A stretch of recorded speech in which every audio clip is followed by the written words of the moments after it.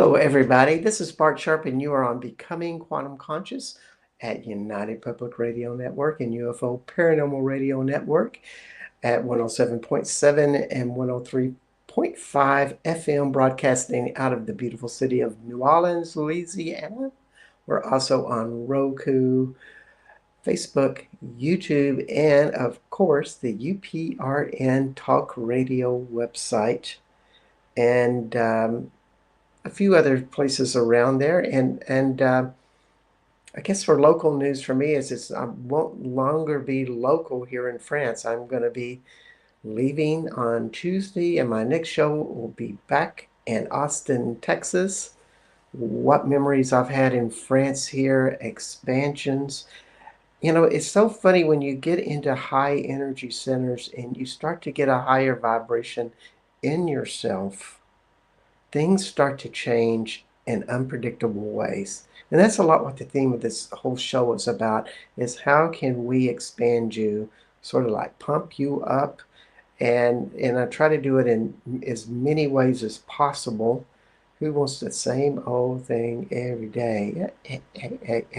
So, and today we do have somebody that I have actually toured in France with and found her to be totally vibrant, sassy, fun, and a lot of other things. Who else could talk about vital Eros but Gina Starbuck? So I'm going to bring her on right now.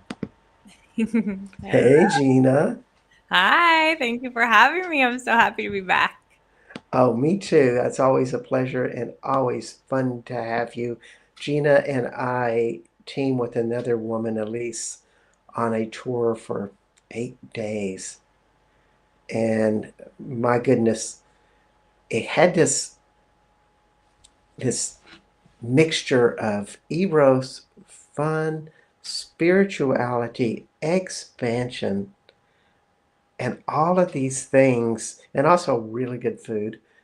And you girls didn't drink much wine. That was the interesting thing, you know. But I could tell really raunchy jokes with you girls, and y'all would laugh at them. It was so wonderful. I mean, my Jesus with a boner joke was well received that day. I'm going to leave that one hanging for everybody to think about. You can ask me on the chat, and maybe I'll say it someday.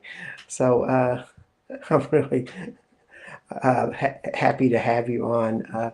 Before we start, I'm going to just say Gina Starbuck is a retreat leader, embodiment expert, published author, multidimensional medicine woman known for her electric, immersive experiences that awaken the soul. A master of movement, sound, and energy alchemy, she guides people into radical self love, creative liberation, and embodiment radiance. With roots as a world renowned performer and decades of healing mastery, Gina weaves art, intuition, and spirit into every space she holds, igniting deep, transformative, poetic permission and divine remembrance. Wow. Her work is not just healing, it's full body homecoming. Oh, that's juicy. Full body homecoming. Hmm. I just got a chill about it. I It's my own know. bio, but I'm like, oh yes, this is it. Or I mean, that's so much about what consciousness is like releasing all of this junk that's not you and stuff that you've been forced to become and influenced to become in order to make other people happy or just to survive in a lot of cases. And then we go, who are we? And we discovered in a lot of ways, which really comes to the topic of today, vital Eros. Mm. Well, it's kind of homecoming type of thing. So tell us what that means to you, Gina. Vital Eros to me is truly being rooted in sort of the inherent impulse to create life through your own life, right? Like we talk about Eros, the erotic impulse, often as being sexual, and it is. The nature of Eros is very sexual.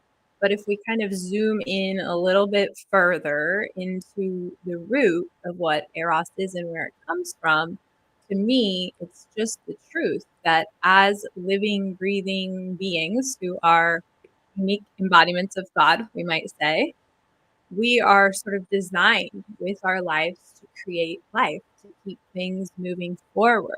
And so when we're like logged into that current, this creativity, this sensuality, this delight, right? This impulse toward pleasure, then we are just by nature more vital. It is literally nature. It is like Mhm. you cannot be in that space, like truly in your divine erotic impulse and not be healthy and vital and well and radiant and magnetic. It's just the function of nature, and it seems so simple, I think, because so many people have become so disconnected. We could talk about, like the religious institutions and this sort of like shaming of the erotic impulse, shaming of the body, right? Like the impulse of the flesh and how this is a sinful thing.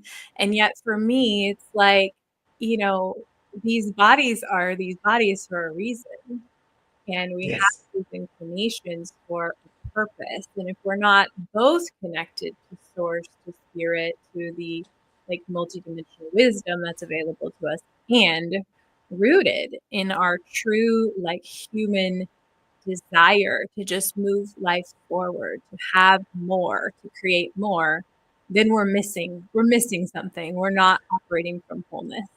And so true. I always think about, you know, when we think about our first and second chakra and that sexual energy, it's primary programming. In other words, one of the first prime directives is to procreate the species. So you have this impetus inside of you. Even if you're like 90 years old, in fact, I have a friend who has a friend that's 90 years old, her former husband that still loves this woman, and he still is having these desires for her. And Hmm. yet the parts aren't working anymore, but yet there's something deep inside of his design that says, no, I want to have that. Now, that's the primal type of reaction that we're all hardwired in, but you're also taking it to a higher level. It's a launching pad, but you're supposed to move up from the launching pad. Yeah, absolutely. And it's not just Eros is not just about sexual impulse. It's about creativity, period. Right? Mm, Like yes. it's the current that we ride to birth new creations. It's the current that we ride to pave new pathways for our world, for our culture, to build new ways of functioning, to invent. All invention has come out of this like erotic impulse. And I just really feel lately, I mean, this has kind of always been part of my design. It's so obvious to, I think, anybody else. And it's so funny, you even named it on our France tour, and I'm just seeing lately how important it is for me to sort of be someone who advocates for this way of being, this way of living that says, I'm going to prioritize my creativity and being really plugged into that current above essentially all else. Because if I don't, I'm not living, you Yeah. know, Yeah. and we've got to live. Like we're here to live. We are here to grow. We are here to thrive. And with that comes the playfulness that you touched on earlier, like, Well, playfulness is one of them, and fun and creativity is another, but also intuition, mhm. sexuality, and power. All of those things I think are all in the same mixing bowl. Yeah, I would say. And one may come up really strong for another, but what you teach, and I really see it in your dance. If you're not a Facebook friend of Gina Starbuck, and she does have empty slots.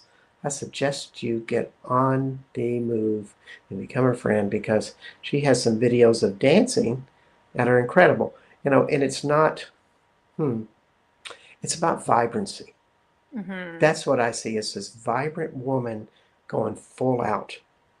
You know, it's a joy of being, and you like to dance, hon. I do. I love it. And I'm so glad that you're speaking to that. I'm also very active on Instagram, by the way, more so than Facebook. Uh-oh, there we go. There we go, folks.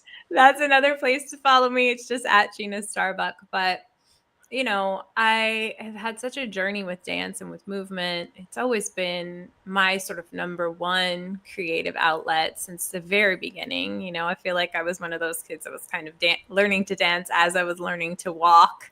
And Mm, we all have that in us. But for me, it was very like undeniable.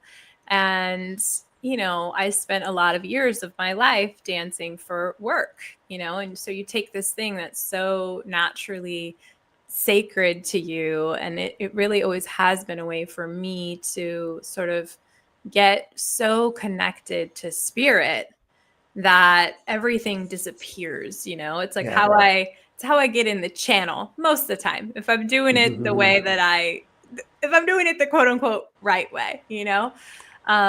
But after many, many years of doing it for a career, I sort of like had I don't want to say complete separation from dancing because that's not true, but the relationship kind of shifted and it took a little bit of a turn, and it sort of became this thing that I was doing more kind of in contained environments. But in this last season of life, I had this big awakening, you might say, where I was just like, you know, it's not just a gift for me when I'm dancing, when I'm in that creative channel, when I'm expressing. It truly is a gift for everybody who gets to witness me. And I had this like grief period for a while because I was like, I never stopped dancing, but I stopped for a while sharing it as publicly as I could have. And I was like, oh my gosh, I was like withholding this beautiful gift from Yeah. the world, And so it's part of my offering to the world to share in this transmission. Like it truly is a gift for people to behold me in this space. And I know this. And so I'm just delighted to share it. And we all have those things. We all have those things that when we're doing them, when we're in that channel, anyone who gets the opportunity to see us in that is receiving something beyond kind of what we can maybe put Yeah. words. But to get there, and you don't have to dance, it could be something else, but it has to, I guess the important component, I don't want to say it has to have this, but it is creativity and it's also embodiment Mm-hmm. because it's learning how not to think. Usually when people first like get into art, this is what I saw with college students and my art friends. I hung out with a lot of art snobs at college. And what I realized is that they were just trying to learn what other people learned. They were Mm-hmm. thinking by the rules and the techniques, and of course, that was the right thing for them to do. But a lot of times people get stuck in that. They're totally in the intellect, but somewhere you break into that embodied reality where the magic starts to flow. Yeah, Yeah. absolutely. And that's a lot what you promote and coach. Yeah, I would say this is sort of like a foundational element of what I do with people. And it's not more often than not, I'm actually not guiding people into movement practices. I do that, and my work now more so has shifted into frequency, sound transmission. I've always done energy work, but it's like we're Mm-hmm. just zapping. We're like zapping the field, the energetic field, and like the deep cellular parts of people's beings with this like erotic current and with this like really coherent, really healthy, really vital, pure, like just God frequency that it Yeah. naturally like plugs people into that creative life force and naturally puts them in their body. It's almost like a shockwave that I see going through people's system. And no, it's not scary if someone's out there and you want to work with Yeah. me. It's not Yeah. scary. It's just kind of the function of how things are, because it's like it makes almost more sense for me these days to come at it from this like very frequency based place that sort of bypasses the human mind and the need to make it any specific physicality, so that that energy can activate and then people can move forward in their most pure embodiment, because yours is going to look completely differently from mine and somebody else's. Exactly. And I it's looking at life in your body, and we're talking about all of this erotic and using these types of terms, but this isn't physical sexual interaction. You do that with your partner or some like that, or your spouse or your boyfriend, girlfriend, just to make that clear. And as Gina said, this is a God-like energy. And let's not pull any particular names on gods. That's not it either. Mm-hmm. It's a spirit. Well, today I was walking in the woods. I was at Nebius Forest, which is a magical forest of fairies and power spots and all of this stuff. And so there's this vibration moving through me, most of the day. And it is sensual. It feels good. It connects me to my body. And it feels great to be in my body. It feels great to be alive when I'm in that forest. What do? I write. I have all of these great ideas and they're just coming out of me. I'm just, after it when I'm not walking and meditating and also feeling very connected. It's such a deep connection. Um, Thoughts come from the body, not the mind. Mm-hmm. Yeah. So when you're doing this energy work or teaching people how to connect, and you're saying you're connecting with God, you're connecting with these types of tools. Mm-hmm. Absolutely. Yeah. I'm just envisioning you walking in the forest, and it's making me think of, I had a session with a client last week and we were doing a lot of like frequency based transmission. I sing something called the Dove Codex, which is essentially like singing the Akashic records, singing the Mm. songs of creation. Um, and it's a really beautiful, beautiful thing to share. And it always takes such a unique form, sort of based on what's needed. And Hmm. she was saying that she was having all the visceral sort of feelings and awarenesses about how she felt like I was so plugged into Gaia, to Mother Earth. And I was like channeling through these various aspects of nature. And I just feel like there's a theme kind of coming into our conversation today, because I think some of what I said in the beginning was like, it is our nature to be in this creative flow state. And then you're talking about walking in nature, and it just feels important to kind of touch on the fact that there's nothing that I am bringing forward or transmitting that doesn't already exist in nature. Yeah. I am simply kind of, bringing through the remedy or the frequency to like some incoherences that have disconnected people from nature. And Yeah. nature is inherently sensual. It is inherently erotic. Like we think about fruit trees, right? I've got fruit trees all over. I've got guavas right now, these beautiful pink Yum guavas. yum. Yes, in my backyard, and they're so ripe. There's so much fruit on the tree, and they're also ripe, and they're just dropping.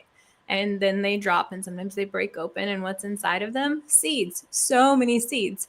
So much potential for new life. And so I'm just always speaking to my clients about like, how can we plug you into this force, this like natural force that just always wants to bring forward more life, and also has the intelligence to know when something has completed, right? When the fruit is ripe, it's going to drop. We're not trying to hold Yeah. on to and Yeah. cling on to our creations as if we'll never create something else. And so I feel like also I'm hearing you say that when you're connected with nature, you're right. When I'm connected with nature, I tend to sing or dance or whatever. We all have our things, but also it wants to be brought forward this reminder that like there is no shortage of creative life force. There There is really, no, yeah. there really isn't. It's amazing. You know, I was just thinking about, have you worked with people that are just maybe perpetually sad or depressed? And, you know, they may be successful, may be doing well, but yet they're always saying, something's just missing. Mm-hmm. I have worked with people who are perpetually sad or depressed. Honestly, you know, I have my evolution gene key is the 55th gene key. It's the key of freedom. Oh, the But big one. yeah, it's a huge one. It's very huge for our like collective evolution right now. It's like one of the primary keys sort of moving us all forward. But the shadow of that key is victim, like victimization. And Mm, people who have this key in like a, you know, one of your like sort of bigger placements, like myself, do have a tendency to sometimes drop into this like unexplainable melancholy. Like this, just like, yes. oh my God, it's like the deepest sadness you could ever imagine. And I actually, if I'm being honest, just came out of one of those. Like I had a few days, we went to a wedding this Saturday, and my life partner and I of 10 years are currently separated, but we're like figuring out what's next. Do we part ways? Do we come back together in a new state? We have a child together. It's very complicated, right? We went to this wedding. It brought up so much for me. And I just really dropped into this almost like I might call it depressive state. And I use that term lightly because I know that there are people out there who have actual like diagnosed clinical depression. And that's Right, not right. what this was. Um, but yes, I have worked with people like that. And you know, it's wild because sometimes the process, the journey of sort of like, I just see everything as whether it's a depressed state or a lot of like suppressed anger or rage, or there's so many things that we deal with that take us kind of off course of being really in flow, right? Hmm. It's like there's always like everything in nature seeks balance, right? And I would call like a depressive state out of balance. It's almost like a note on the scale that's like a Yeah. little bit flat, right? So sometimes we have to bring something in that's a little bit sharp to Yeah. balance out that flat note. And everybody's journey is different. Some people are, you know, they've dealt with it for decades, and we have one session together and something just clicks. And then it's like, oh, Yeah. my whole life has changed. Some people need more time, like a more Yeah. gentle sort of rebalancing process. You know, but I really do feel this kind of collective because also we know, like I touched on, the 55th gene key is moving us forward. I can feel like sort of, I don't want to say everybody because that would be crazy of me to say I know Yeah. what's Yeah. true for all of humanity, but many people right now are actually having those sort of flatter notes, those depressive states, those maybe what we might call like freeze impulses in the nervous system, where like everyone's being asked to thaw out, you know. And I do see depressive states or depression or those kinds of things as that. It's like frozen, it's frozen energy. It Yep. just Yep. needs warmth. It needs warmth so it can become water and it can start to flow again. Well, a lot of that is in that sad state is stuck in the first and second chakra. It can be related to anger. It can be related to sadness, shame. But Mm-hmm. the deep stuff is stuck there. And if we start to get to work in that energy in alternative forms, such as movement or energy work or other things, then it starts to come alive. And maybe those stories start to come out of what you've been hiding down there for decades. Mm, Uh, you know, when the pressure is on in people's lives, There's a lot of pressure in the world. Let's not deny it. It's a changing of ages, so to speak. Um, Issues are going to come up, and if I was talking to everybody in the world, I would just have to say it's natural. Mm-hmm. There's nothing unnatural about you to be in these types of processes. Mm-hmm. Well, and also it comes back to nature again, right? It's like there's seasons in nature. And sometimes, like, we don't really get it here in Los Angeles, right? But sometimes there's a frost that comes in. And so the plants have to go into like a state to kind of protect themselves. And you can't thaw in the middle of a frost. That would make no sense, you know? um, but I love what you said about just getting the energy moving, because I also have noticed that oftentimes, we're really complicating things, and we're kind of, Mhm. we can get really caught up in the story. And I say that with love. I don't want to like bypass anyone's experience or whatever, but we can kind of start to identify with, oh, this is just how I am. And this is just what's true to me. And this is how it's always been. And whatever. Or this is happening because A, B, C, and D happened in my life. And all of those things are valid. And at the same time, like, I feel like a lot of getting to the other side of that and kind of getting back into your vitality and your flow is just giving these things a place to go. That's why movement is so powerful, or like using the voice is powerful. Oftentimes I'll have my clients, my retreat participants do like vocal expression, vocal alchemy, vocal toning, and sometimes there's like a little bit of resistance, right? Because everything's been Yep, so yep, suppressed for so long. But as soon as I give them a place to send it, like I'll say, send it to the furthest star you can imagine, or yep. send it down to the core of the earth, or whatever, send it to the sun, let it be burned up. It's like there's something about the psychology of knowing, oh, this energy has like an actual place to go. Or sometimes I'll say, give it to me, like give it to my hands. I will dispose of it, I will recycle it, and something clicks. So I would just also say, if there is anybody here who's moving through that, first, like what Bart said, like it's not wrong or bad. It's all part of the human experience. And It, see where these things can go. Like, what is your outlet? Where can you send these things? Where can you place these things? yeah. Where can you get them out of your system? And a part of that is that you identify what it is that you're addressing and feel it in your body, and then, exit stage left. And you use a technique to make that happen, just to kind of uh, finish that thought, or at least that's Mm-hmm. how I see it. Um, and we are kind of at midpoint of the show, and you are on Becoming Quantum Conscious, and my guest today is Gina Starbuck at GinaStarbuckCoaching.com. And my name is Bart Sharp, and this is United Public Radio Network and UFO Paranormal Radio Network at 107.7, 103.5 FM out of New Orleans, Louisiana. Uh, yeah, this is kind of one of those situations where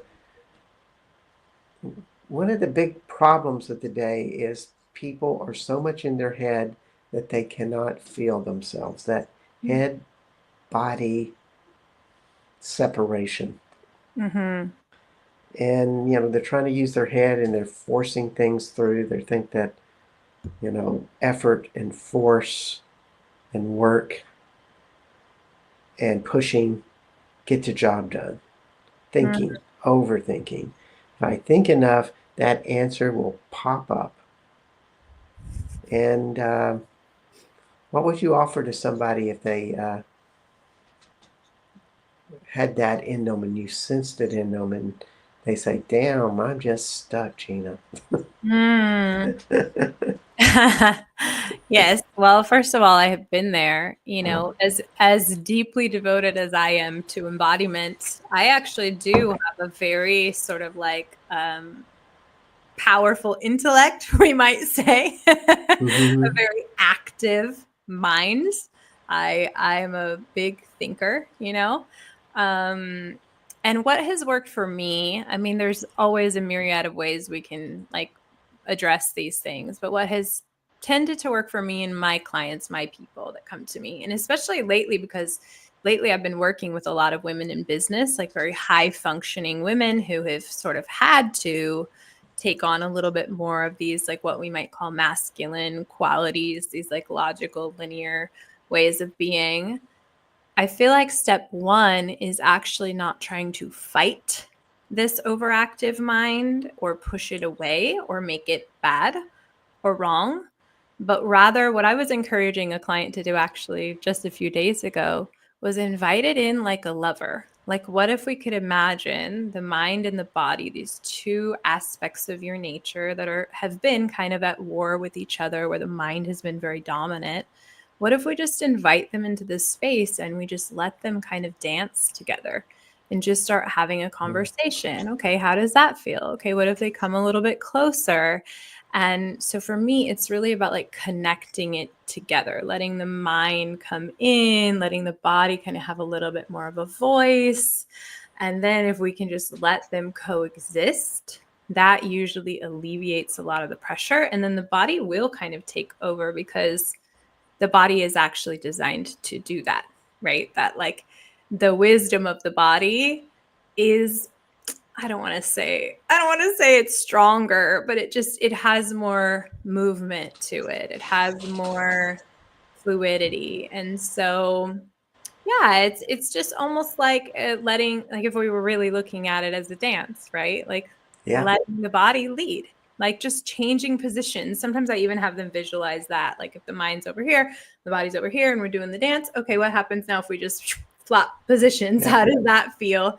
And sometimes it's a little bit awkward at first, but that has been helpful. And then I know you probably have something you want to contribute, but just one more thing while it's on my No, mind. you're doing great.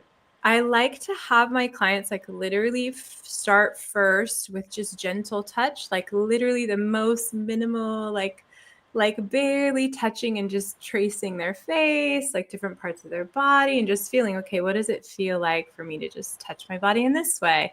And then we play with like stronger pressure. What does that feel like? And we just do different sensations. I have them do like pinching. I have them do like, this kind of tapping stuff. And it just kind of like naturally your physical cells start to light up and wake up, like those nerve endings in the body are going like, oh, I'm getting attention now. And that sort of opens the space too for the body to have more of a voice.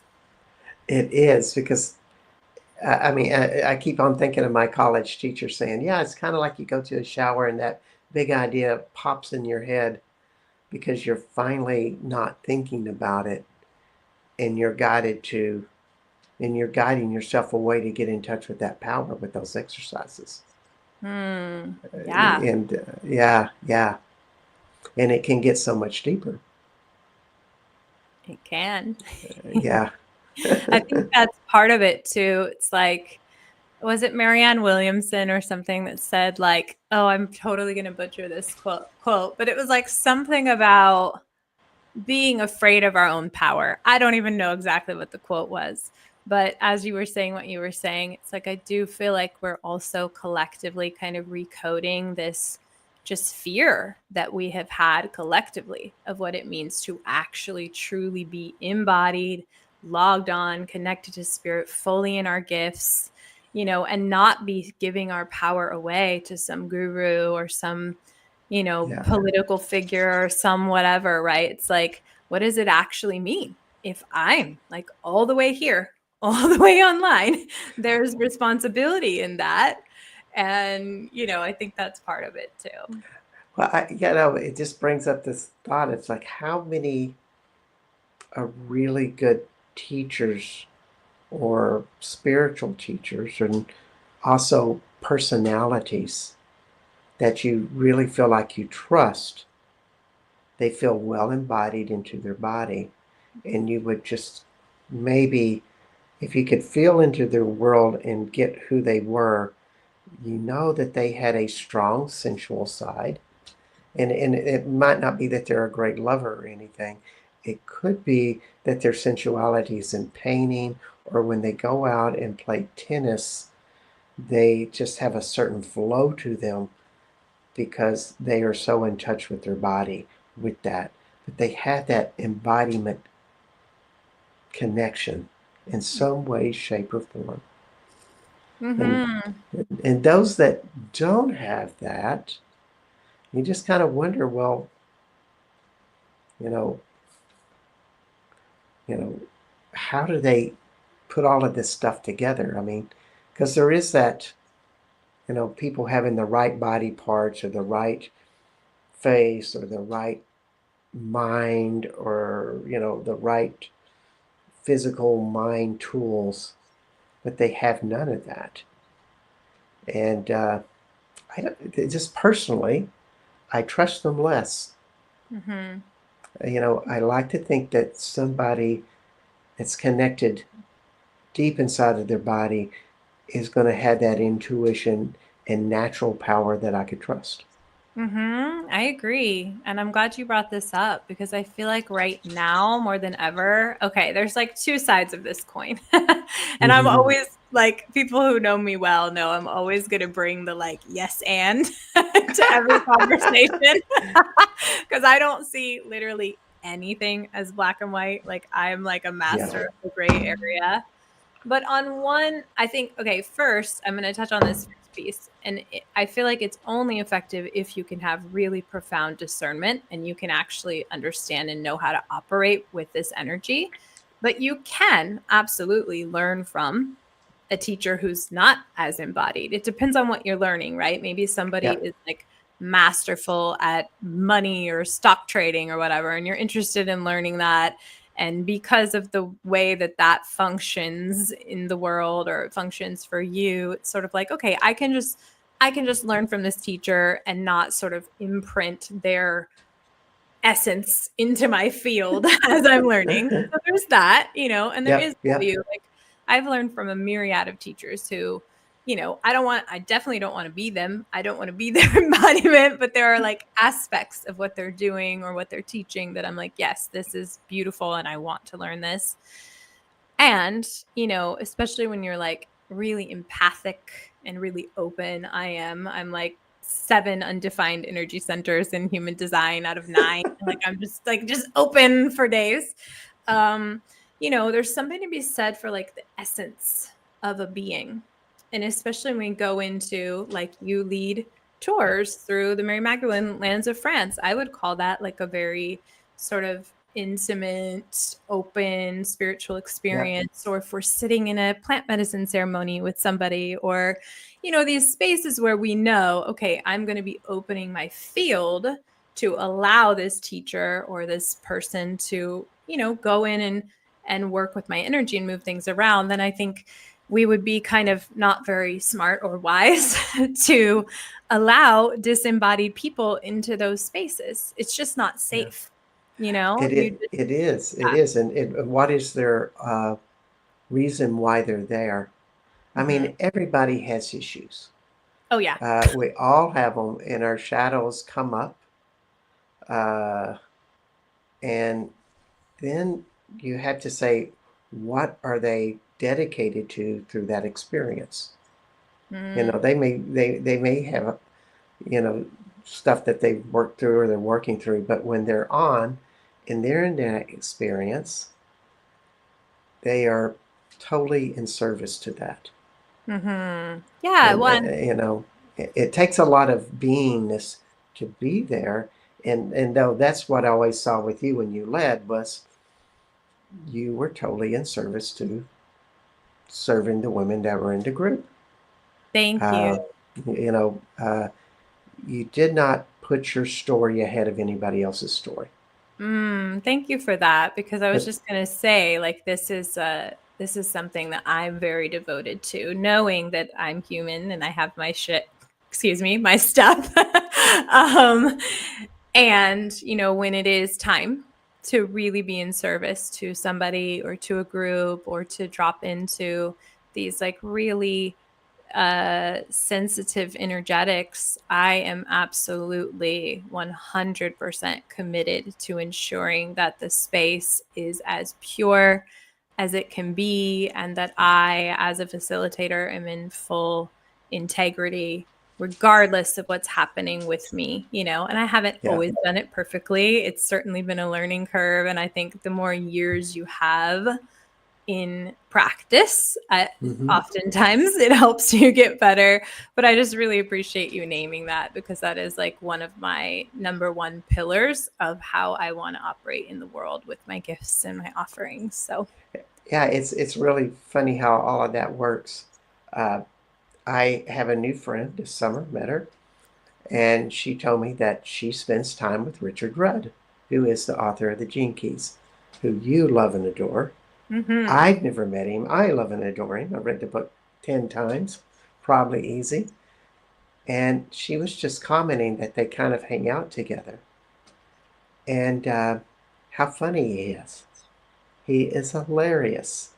And, you know, this is something, if you're in that spontaneous part of humor and fun, it doesn't come from your head so much. You may Mm-hmm. think of these great jokes, but it comes from another space, entirely different. Exactly when the vital Eros category, in my opinion. I agree. I mean, the capacity, that's something I also look for in a teacher or a leader, is their ability to have fun. You know, Yeah, like I don't want to be sitting in circle or journeying with someone who's just serious all the time. Like to me, that's yeah, not that. Maybe that's great for somebody else, but that to me is not life. Like life is playful. Life makes jokes. There is a yeah. cosmic joke sort of in all of it. And, you know, it's something I think over the years for me also as a facilitator, I've learned to really allow into this space. I think sometimes you come into your offerings wanting so much for people to have these like deep transformative experiences.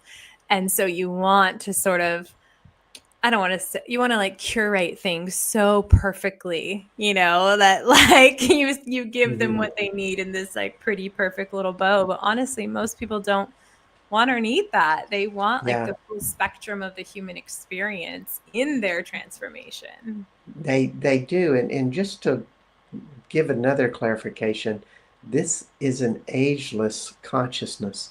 A lot of times when we are younger, we have this bigger than life that can be joyful, that can be all of these things, and the hormones are all a part of that. And you have so much energy. When you turn 40, 50, 60s, it starts to change, but those elements still can be there. They just don't have hormones, so to speak. There's many hormones. Mm-hmm. And Well,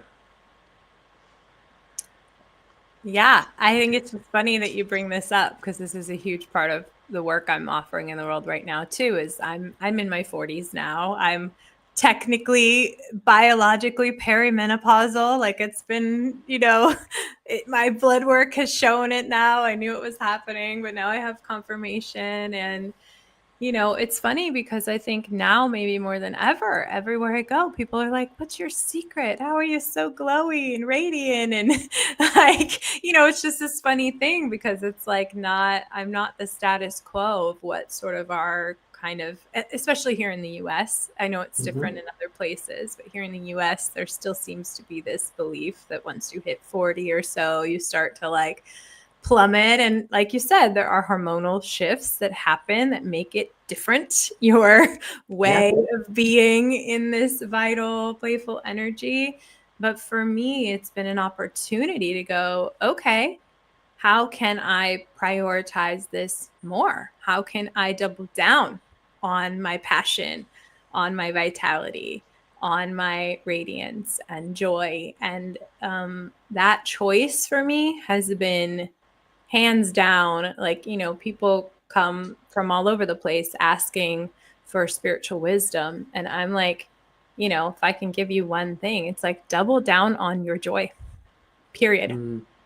and advocate for your joy, like as if it was your child. I have a child, I have a 9-year old, you know, like I do, I'm taking it like that.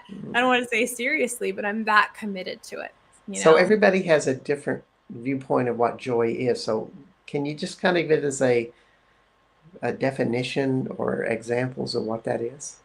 Ooh, okay. I mean, Uh, I know John Bradshaw's definition of joy, and I think he says that when everything feels complete and whole in your life, joy emerges. Almost as like it's a temporary thing. However, I've been around you day after day, and you are at this high level, you know, of happiness and curiosity and other mm, ingredients. thank So, you. how do you do it? How do you do it? Whew, this is a great question. How do you promote it? How do you teach it? I uh, I just want to say again, it's like it's a choice. Like I am, and I've been really in this conversation with myself coming out of this last few days, like I had shared, where I was feeling really down and sad and melancholy.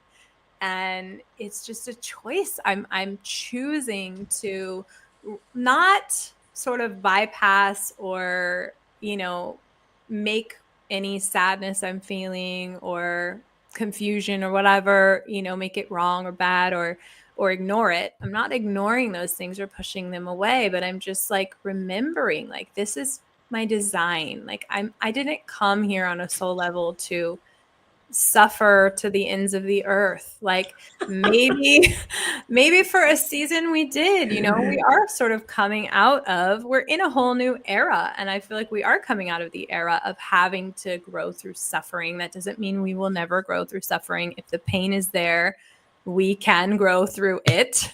Mm-hmm. And I just feel like I'm sort of on this, without making myself like better or whatever, I feel like I'm sort of on the forefront of this new wave of life that's just like we're choosing to grow in a different way now. Mm-hmm. And I can let my pain, my grief, my sadness, my anger, my fear, my frustration, whatever, I can let it be a part of the whole, but I'm going to keep choosing wholeness. And I know that in my wholeness, I'm inherently joyful, just like the sunflower seeks the sun, right? It's Yep. always just like any seed that's growing into new life. It's reaching its roots down into the earth, into the foundation. It's reaching its like, you know, essence up. This is just my choice. I'm just like, I just have to do it. My joy is rooting down and reaching up. So, yeah, I love it. And also, if you have something like anger show up, so much of the older paradigms is like, well, I'm angry or I'm fearful, and therefore my whole life stops. Mm-hmm. And you're going, no, we keep our focus there, and we totally acknowledge that we can have room for both. Yeah, well, and it makes things more rich. Like I've been thinking about this a lot with my dancing because when I had my daughter, who's now 9, I had a lot of trouble with like her birth was very traumatic for me and I had health issues. We may have touched on this on the last episode, but my healing at that time really, I made a choice, but also I think life required this of me. It's all perfect. I sort of like I did my healing kind of in private, if you Mm. will. Like I wasn't completely alone. I had support, but now so you don't know this, but I had a pregnancy loss earlier this year, Mm. alongside a separation of my partnership of 10 years and just a slew. I mean, it was just like thing after thing. Like it felt like for a little while, life was like beating me down. Um, and I'm still recovering from that, you know, physically, emotionally, spiritually. There's been so much grief and anger and just all kinds of things. And, you know, physically, my body has been different. I've had some extra weight on my body, things like that. Things that when you were a professional dancer for 20 years, when you go out in the public, you feel, you know, I feel that I'm heavier. I know I'm carrying this grief and moving through this grief. But spirit has been so clear with me like, Gina, this is your season for healing out loud, healing in the public, and showing people that imprint, like what I was talking about, the essence of our teachers, right? It's like I go into these spaces now, I share on social media, I'm in these classes, and I'm not trying to pretend like I don't have anger or grief or pain or sadness. I'm just saying I have that, and I'm still here, and I'm still choosing to be all of me. Yeah. And people notice. Like, not everyone knows me directly, but it's like everywhere I go, people are just like, what is it that you're doing? And I'm like, I'm holding all of it and I'm letting all of it be okay. And I'm not trying to hide away like any part of me. I'm just bringing it all. I'm bringing it all to my art. I'm bringing it all to my erotic impulse. So it's Indeed. been really powerful for me. Public and private meet together in authenticity. And you just put it out there. We want to say hi to James here. Thanks for tuning in, James. So taking it to a public level bigger, what are some of the things that you are putting out to the world? I hear you're planning a excursion to France. Well, potentially France will come in, but I am actually bringing a group to Egypt. Uh, Then why did I come up? Whoever pays attention to France anymore? Sorry, Egypt. You're in France. I will be back. And they're very connected, like we were in the chair of Isis out there in France last summer. Yes, I'm bringing a group to Egypt in November 21st through the 29th. It is called Temple of the Soul, a Holy Convergence. This is actually my first ever co-ed retreat that I'm leading. I have historically led women's retreats, and it was just very, very clear, not only from spirit, but from the land, from Egypt itself. Because every time I go to facilitate a journey in any place, right, I'm always asking permission from the land, the guardians of the land, the beings that live within those spaces, and kind of tuning in and asking, like, how can I be of highest service? And at first I was a little bit in denial about it, to be honest. I started, even though I got the download, I started promoting this as a women's only retreat, and very quickly it was like I was in Mount Shasta, and again the guides were like, no, this is a co-ed journey. But Egypt I could talk about forever. I think so many of us that are here now in bodies have deep soul memory of lifetimes, most of us many lifetimes, in the ancient Egyptian temples. And for me, this erotic impulse, this sacred sensuality, I know on a soul level was coded into me in lifetimes in the temples of Egypt. And yeah, it just really feels like a time to not just go and like receive activation from the temples and from the land, but also to offer like our own voices, our hearts, our transmission. I see it as like an infinity symbol. It's like, Yeah, yep. yes, we're being called to go and receive, but we're also being called to go and offer. And there's so much I could say about it. Maybe I should let you ask me a few Well, questions. I just like to say it's going to be, you'd find this out at Gina Starbuck Coaching. And what were the dates again? November 21st through the 29th. Okay. That's a wonderful time to be in Egypt. I do get a lot that there's a lot happening in Egypt. We have about a minute and 15 seconds. Can you Okay. give everybody a 30-second parting shot of wisdom? Oh, okay. I want to say that freedom exists inside of you already, and it is a choice that you might want to make to really honor and acknowledge that you already are. I feel like I said this last time, perfect, whole, and holy, that there is a divine in you, this divine, unique impulse that is, always will be, and always was perfectly as it should be. And sometimes we just need the reminder that whatever it is that you're seeking is already there. And I'm feeling like a lot of heart energy when I say it. And also I recognize that I'm saying freedom is a choice. Like that's a It very is. nuanced conversation. Yeah, but it's also inside of you and it's very much in your heart. Yeah. And I get that. I think you got it clear. So thanks for being on the show, Gina. We're coming to a close, and I just want to let everybody know that next week we have Anna Otero. You can find also Gina Starbuck at ginastarbuckcoaching.com. Thanks for being on the show, hon. Thank you. So much love. All right. Bye bye, everybody.